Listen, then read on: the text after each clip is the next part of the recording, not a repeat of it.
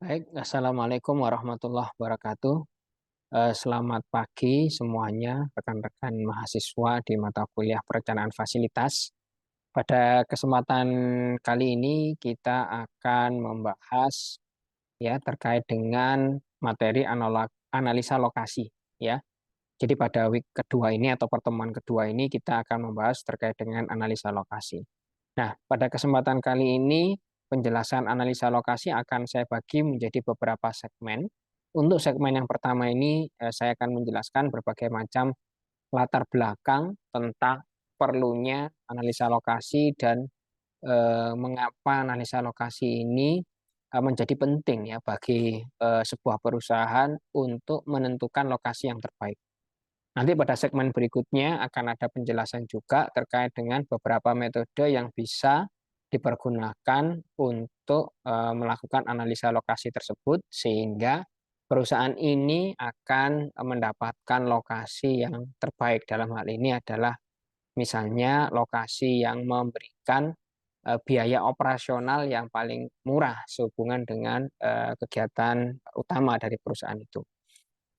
Nah, sebagaimana saya sebutkan tadi di segmen pertama ini kita akan membahas ya secara umum tentang apa sih pentingnya atau mengapa analisa lokasi itu menjadi suatu hal yang urgent bagi sebuah perusahaan.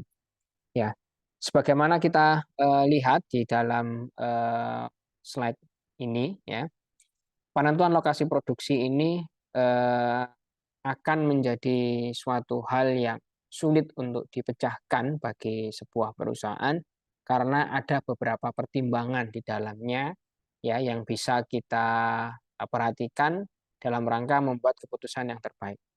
Ya, pada umumnya ada beberapa kondisi yang terjadi pada sebuah perusahaan yang akhirnya ya dapat membawa perusahaan itu untuk ini ya menentukan menentukan ya alokasi terbaik ya bagi pabriknya atau bagi unit produksinya ya. Maka apa sih beberapa kondisi tersebut yang menjadi latar belakang?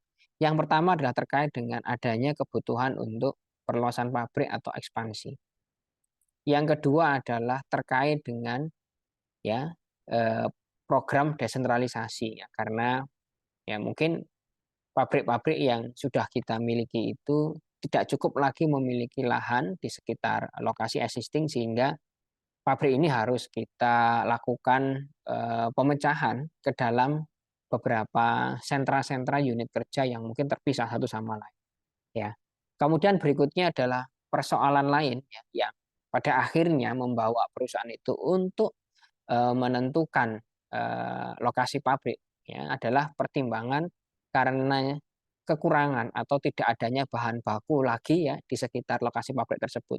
Ya, suatu ketika mungkin bahan bakunya yang diambil dari alam ya, sekitar pabrik itu sudah menipis atau sudah tidak ada lagi sumber yang bisa diakses sehingga ini harus melakukan pencarian ya lokasi-lokasi baru yang sekiranya cadangan ya bahan bakunya cukup besar.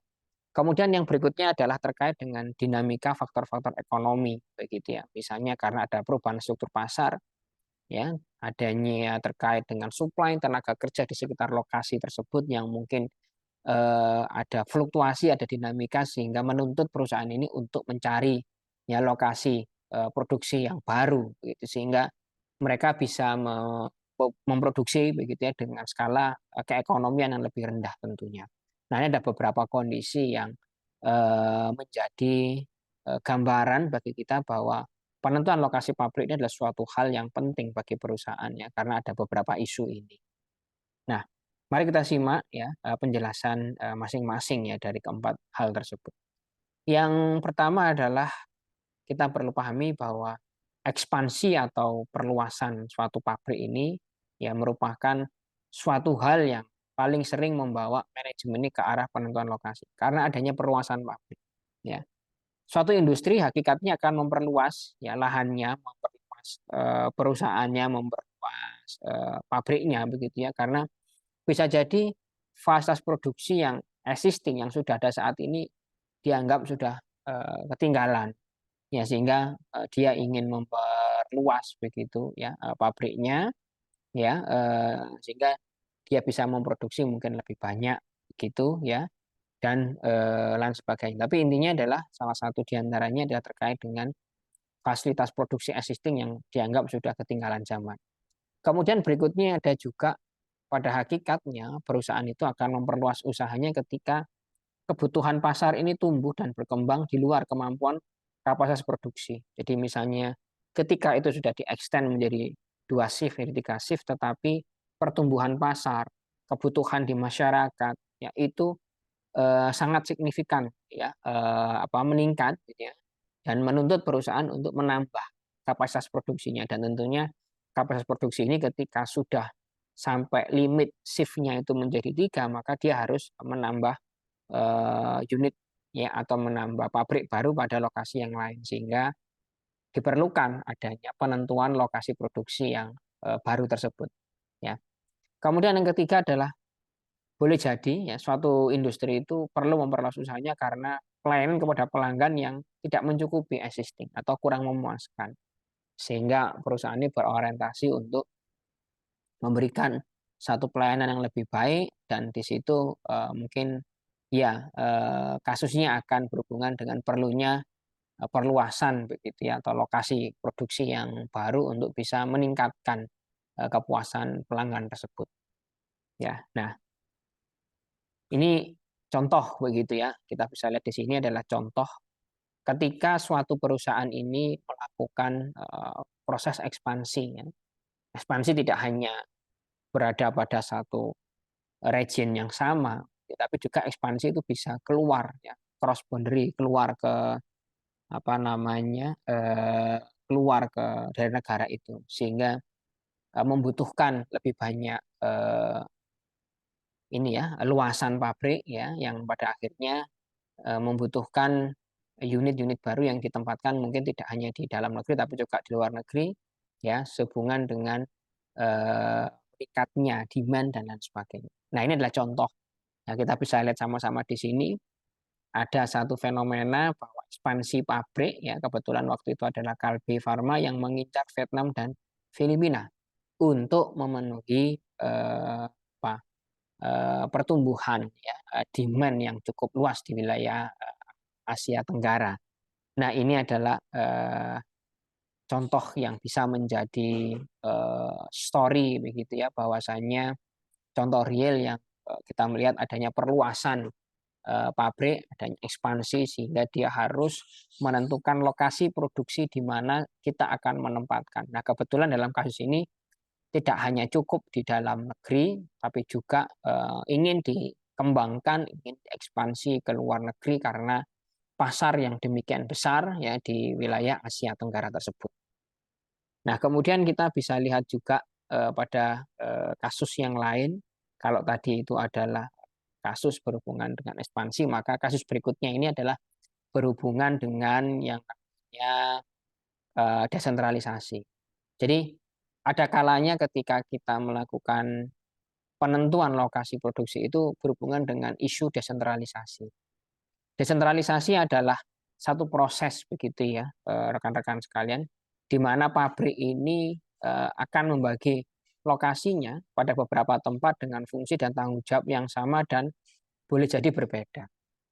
Jadi ada suatu pabrik, suatu industri yang karena kapasitas produksi yang semakin besar gitu, kemudian di sekelilingnya sudah tidak mungkin lagi untuk dilakukan perluasan ya, dia mau membesarkan ya, memperluas pabriknya di situ tidak memungkinkan, sehingga akhirnya pilihannya adalah akan membagi lokasi pabriknya itu kepada beberapa tempat lain. Mungkin di tempat lain itu memiliki roles atau tanggung jawab produksi yang sama, boleh jadi juga berbeda. Ya, tapi intinya adalah di sini dibutuhkan satu perluasan sehingga perusahaan ini akan menentukan di lokasi manakah ya desentralisasi ini akan saya bidik begitu ya.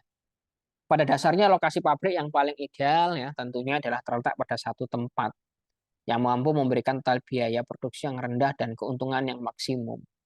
Ya, tetapi pada kondisi kenyataannya gitu ya, sangat sulit ya kita menemukan satu lokasi pabrik kita itu yang di sekelilingnya masih ada peluang besar untuk kita melakukan perluasan ke kiri dan kanan sehingga lokasi pabrik ini menjadi satu tempat ya. Hal ini apa namanya kalau bisa satu tempat memang sangat ideal, tapi kenyataannya tidak demikian. Karena boleh jadi di sekelilingnya itu sudah ada beberapa industri lain yang bertetangga dengan industri kita sehingga tidak mungkin untuk melakukan perluasan di sekitar sini. Sehingga pilihannya adalah ya kita lakukan desentralisasi ya dengan unit di tempat baru itu akan memproduksi barang yang sama ataupun punya tanggung jawab produksi yang berbeda. Ya. Nah, seringkali kekeliruan yang dibuat dalam penentuan lokasi pabrik adalah ya, ya tidak mungkin diselesaikan dengan segera ya tanpa kehilangan investasi yang sudah terlanjur diberikan serta perlunya tambahan investasi untuk mencapai alternatif lokasi lainnya. Ya. Jadi ketika kita sudah menentukan lokasi tertentu dan ternyata lokasi itu di kemudian hari tidak cukup efisien begitu ya, maka kita akan berada pada fase untuk membuat keputusan apakah kita akan memindah ataukah kita akan memperluas begitu ya. Ya kita tentu berharap tidak ada kehilangan investasi, namun hal itu adalah suatu hal yang mustahil ya karena kesalahan kita yang kemarin dalam melakukan penentuan lokasi ya sudah keluar investasinya ternyata beberapa saat kemudian ini tidak lagi visible untuk dikembangkan di situ, maka itu akan menjadi sebuah investasi yang hilang begitu ya, yang karena kesalahan kita dalam menentukan lokasi. Oleh karena itu memang di dalam kita menentukan lokasi ini ya baik pada saat awal ya kita men-set up sebuah industri ataupun kita melakukan pengembangan, maka itu adalah langkah kritis karena kita berharap apa yang sudah kita investasikan untuk membangun sebuah industri pada lokasi yang kita pilih itu ya akan terpakai seterusnya. Artinya tidak ada satu kesalahan yang harus membuat kita merevisi keputusan yang lama dan akhirnya ya terjadi kehilangan investasi karena kita pada akhirnya berpindah dari lokasi satu ke lokasi yang lain. Nah, itu adalah beberapa isu yang terkait dengan desentralisasi.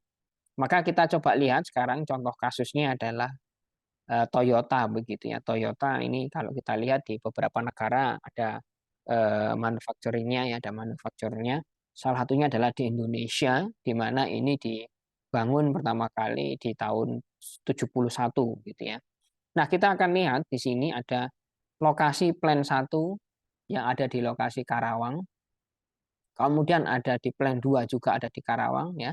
Kemudian plan 1 ada di Sunter dan plan 2 ada di Sunter. Nah, kita lihat di sini terjadi sebuah proses ya desentralisasi begitu ya. Sehingga kalau kita lihat ya unit produksi mungkin utamanya ada di Karawang, tetapi nanti ada unit-unit plan lain ya, plan Sunter misalnya yang produksi engine ya, plan 2 yang di Sunter itu ada memproduksi aluminium casting, stamping part dan lain sebagainya. Oleh karena itu ini adalah suatu hal yang menjadi contoh bahwa bagaimana desentralisasi itu pengembangan berikutnya itu dipisahkan antara unit atau plan yang menjadi production line up-nya itu membuat mobil.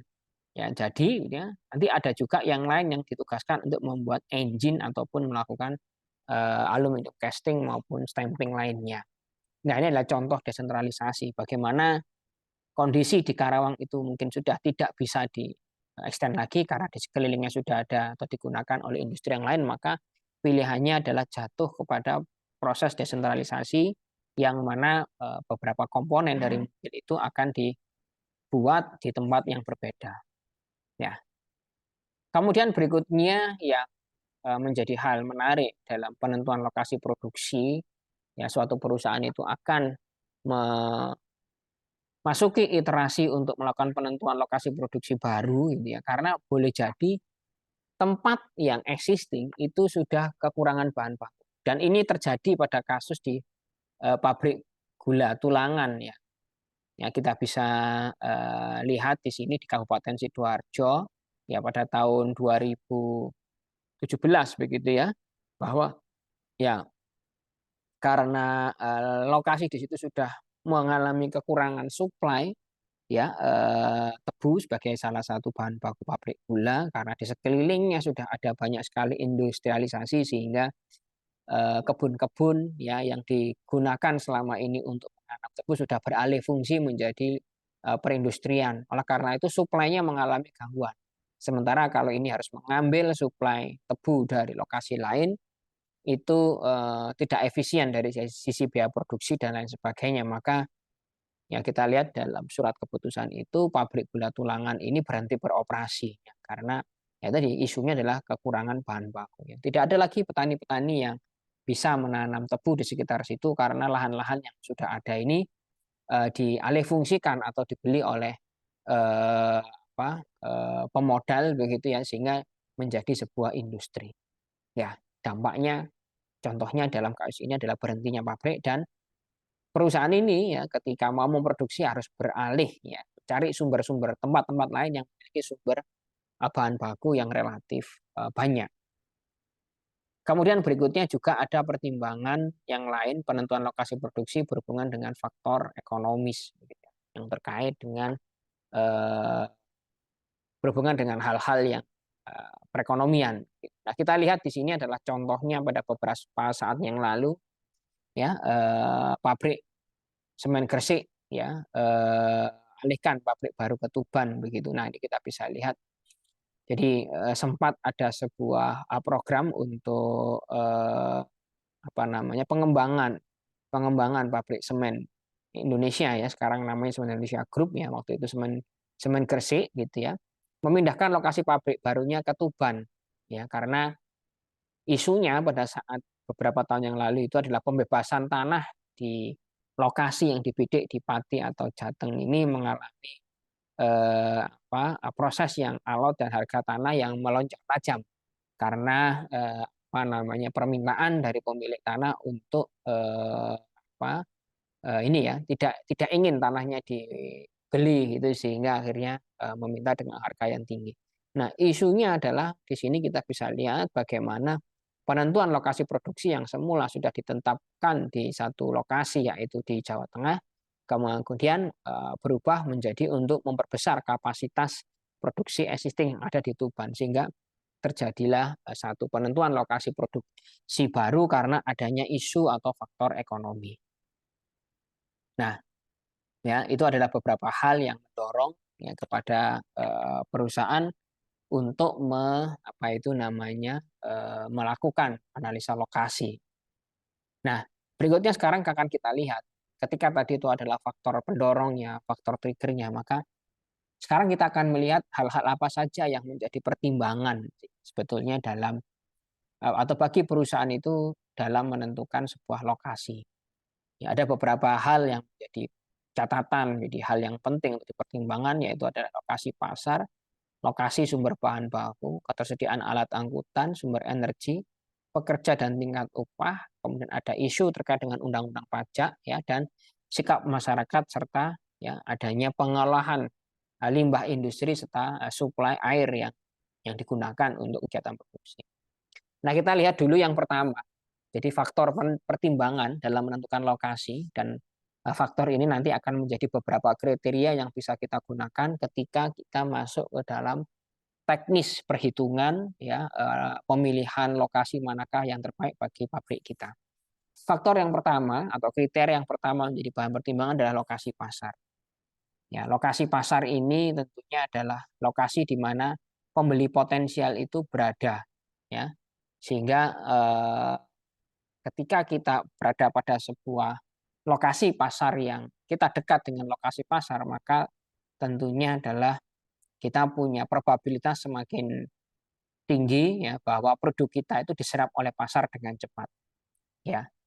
Nah, isunya kalau lokasi pasar ini tersebar pada beberapa wilayah tertentu, maka posisi ya pabrik yang terbaik itu idealnya berada di tengah-tengah. Ya, dengan asumsi bahwa tengah-tengah itu merupakan pusat massa atau titik berat dari posisi-posisi pasar yang ada.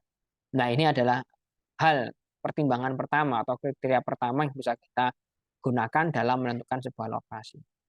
Ada tipikal apa namanya pabrik-pabrik tertentu atau industri tertentu itu yang lebih dekat untuk mendekati lokasi pasar. Sebagai salah satu contoh adalah kalau kita bicara tentang industri katakanlah makanan begitu ya, makanan ringan itu, maka makanan ringan ini punya kecenderungan untuk mendekati lokasi pasar, sehingga ketika dia sudah selesai diproduksi ya, makanan ringan itu dikemas, di packing, maka ini siap didistribusikan kepada konsumennya yang berada di sekitar situ. Otomatis kalau konsumen loyalnya ada di sekitar itu, maka ya serapan atau demand-nya itu ya akan ini ya segera terpenuhi ya, artinya produksi itu akan segera diserap oleh pasar.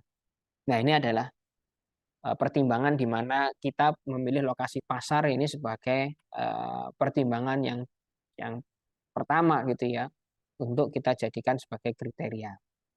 Nah, kemudian berikutnya di situ ada lokasi sumber bahan baku. Tidak bisa dipungkiri beberapa industri itu karena sifat dan keadaan dari proses produksinya ini memaksa untuk perusahaan ini menempatkan pabriknya dekat dengan sumber bahan baku. Ya, contohnya adalah kalau kita melihat pada industri semen begitu ya, dia akan mengambil beberapa bahan alam, misalnya adalah batu kapur, tanah liat dan lain sebagainya, maka itu akan memiliki kecenderungan mendekati sumber-sumber alam yang digunakan. Ya, dekat dengan gunung kapur, dekat dengan lokasi yang bisa diambil tanah liatnya dan seterusnya. Maka kecenderungannya seperti itu. Ya, karena pada prakteknya kita membawa bahan mentah, bahan baku berupa batu kapur ataupun tanah liat itu ya dari lokasi tambangnya menuju ke pabrik yang cukup jauh, tentu barang ini yang dibawa itu ya masih berupa bahan alam yang belum diolah begitu ya, sehingga nilai ekonominya relatif rendah ya. Oleh karena itu pilihannya adalah mendekati lokasi bahan baku. Sama halnya seperti kalau kita bicara pembangkit sebuah listrik begitu ya, pembangkit listrik, maka ya dia akan cenderung mendekati sumber bahan baku ya. Di antaranya adalah kalau PLTU-nya adalah bahan baku utamanya adalah air begitu yang masuk ke dalam sebuah boiler untuk menghasilkan uap dan seterusnya, maka ini akan lebih baik jika dia mendekati mendekati lokasi lokasi sumber air ya. Biasanya memang dekat dengan dermaga dan lain sebagainya yang sumber airnya sangat melimpah. Nah, ini adalah isu di mana perusahaan itu memilih atau punya kriteria dalam menentukan lokasi itu adalah mendekati sumber bahan baku. Ya. Ada kasus lain yang cukup menarik ya dari beberapa pengalaman. Maka ada tipe industri juga yang dia mendekati sumber bahan baku itu baik, mendekati pasar itu juga baik, artinya bisa di tengah-tengah gitu ya.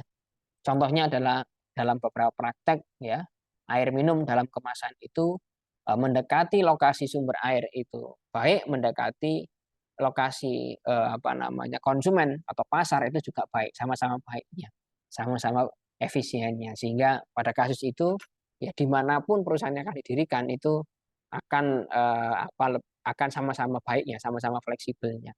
Nah, itu fenomena gitu ya. Jadi ada yang condong kepada sumber bahan baku, ada yang condong kepada sumber atau penjualan ke pasar, ada yang kanan kiri oke, artinya dekat dengan baku bisa, dekat dengan pasar juga bisa. Ya, ada yang seperti itu. Contohnya adalah air minum dalam kemasan.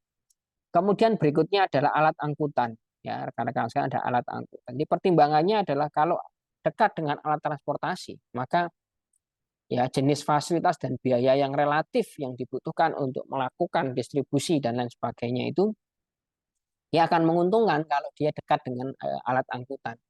Ya biasanya pada tipikal industri-industri yang memang jumlahnya cukup besar dan lain sebagainya, maka ya akan mendekati alat transportasi yang ini yang mandatori yang digunakan ya. Misalnya kalau pengolahan biji nikel begitu ya diambil dari tambang, maka ini kalau akan dibawa begitu ini akan lebih pengolahan ini akan lebih memilih misalnya adalah untuk mendekati pelabuhan atau dermaga, karena itu adalah bagian dari alat angkut sehingga ini bisa dibawa dalam jumlah besar untuk kemudian dikirim kepada pulau atau bahkan mungkin negeri lain gitu ya. Jadi memilih dekat dengan alat angkut. Nanti kalau pada isu yang lain, pada isu manufacturing, maka ya akan berhubungan dengan alat angkutannya ini mungkin mendekati dengan lokasi katakanlah ini jalan tol dan lain sebagainya yang notabene kemudahan akses itu akan berdampak kepada biaya yang minimal dalam proses pengelolaan industrinya. Kemudian bicara yang lain pertimbangannya adalah bicara tentang faktor pertimbangan penentuan lokasi. Pertimbangan selanjutnya adalah sumber energi. Ya, sumber energi ini ya berhubungan dengan ketersediaan apa itu namanya supply listrik ya dan lain sebagainya, sehingga ya dia ingin dalam dalam produksi itu ya supply listriknya tidak tidak tidak naik turun gitu. Dia tentu berharap ya suplainya adalah ya yang kontinu ya, sehingga kalau sumber energinya satu lokasi tertentu itu mudah diakses, tidak ada problem, tidak ada kendala, ya, maka itu lokasi yang lebih disukai ya, karena ya kita tahu bahwa sumber energi seperti listrik itu adalah mandatori ya bagi keberlangsungan sebuah pabrik. Kemudian isu lain yang menjadi faktor pertimbangan adalah pekerja dan tingkat upah.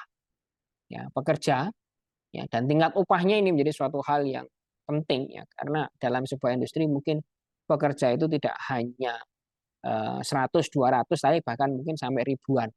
Oleh karena itu mereka akan cenderung memilih atau menempatkan lokasi pabriknya itu ya pada lokasi-lokasi yang sekiranya pekerja dan tingkat upahnya itu tidak terlalu tinggi, sehingga dia lebih efisien begitu ya, lebih efisien dalam pengelolaan perusahaan.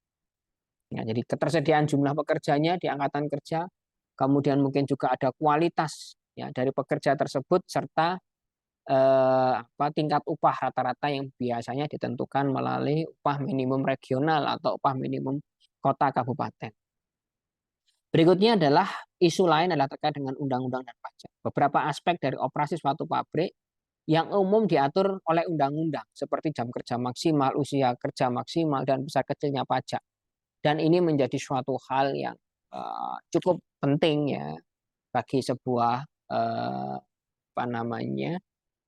pengusaha untuk menempatkan di mana lokasi pabriknya.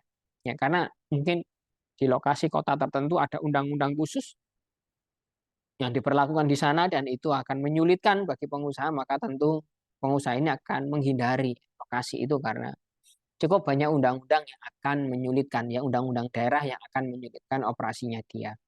Begitu juga besar kecilnya pajak yang ditetapkan oleh pemerintah setempat ini menjadi bahan pertimbangan juga.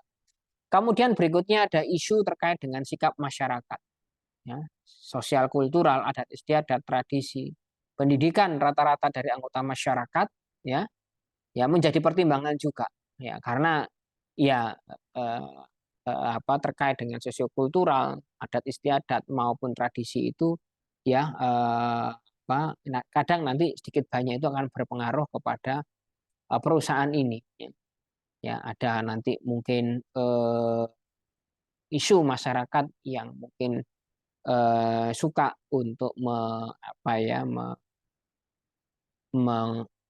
mempermasalahkan atau mensengketakan suatu hal begitu ya. Kadang-kadang memang itu akan mengganggu perusahaan gitu ya, sehingga mengganggu produksi dan seterusnya ya. Oke, berikutnya adalah yang ke-8 ya, selain sikap masyarakat ya. Ini ada terkait dengan air dan limbah industri ya. Kita pilih lokasi dengan suplai air yang cukup ya, karena suplai air yang cukup itu kalau di industri tidak hanya digunakan untuk kebutuhan personal dari para pegawainya, tapi juga suplai air yang cukup ini digunakan untuk kebutuhan produksi ya, baik sebagai cooling system atau sistem pendingin ya, maupun juga digunakan sebagai bahan baku ya, misalnya adalah kalau bahan baku tidak langsung ya maksudnya. Kalau misalnya kita bicara pada industri yang ada boiler, maka suplai air tentu harus stabil ya, tentu harus stagnan sehingga boiler terus bisa berproduksi menghasilkan uap-uap yang bermanfaat bagi untuk menggerakkan mesin-mesin lainnya. Jadi suplai air jadi suatu hal yang penting. Kemudian juga di situ pengolahan limbah industri. Pengolahan limbah industri ini suatu hal yang bukan hal yang sederhana ya, karena limbah industri ini ada peraturannya, peraturan pemerintah yang harus kita perhatikan dalam rangka mengolah limbah industri agar tidak membahayakan bagi para pekerja maupun membahayakan bagi lingkungan setempat. Jadi Ya, pertimbangannya jadi penting. Andai kata ada pengolahan limbah industri yang bersama-sama bisa digunakan oleh beberapa pabrik di situ, maka satu kondisi real estate perindustrian itu akan menjadi lebih disukai atau lebih diminati ya jika dia memiliki pengolahan limbah industri yang bisa digunakan bersama-sama. Oke, baik ini adalah part atau segmen pertama dalam materi analisa lokasi ya. Semoga apa yang saya sampaikan tadi terkait dengan beberapa hal ya pertimbangan-pertimbangan untuk memilih lokasi serta beberapa informasi dasar tentang apa yang mendorong perusahaan itu untuk melakukan studi atau analisa lokasi sudah kita diskusikan secara sama-sama. Semoga ya dua hal utama itu bisa dipahami dengan baik dan bisa menjadi tambahan pengetahuan ya untuk menyelesaikan problem-problem real nanti di industri ya pada tahap ini ya mungkin ketika Anda sudah bekerja ya dan seterusnya. Baik itu saja yang bisa kita diskusikan pada segmen ini. Terima kasih atas perhatiannya.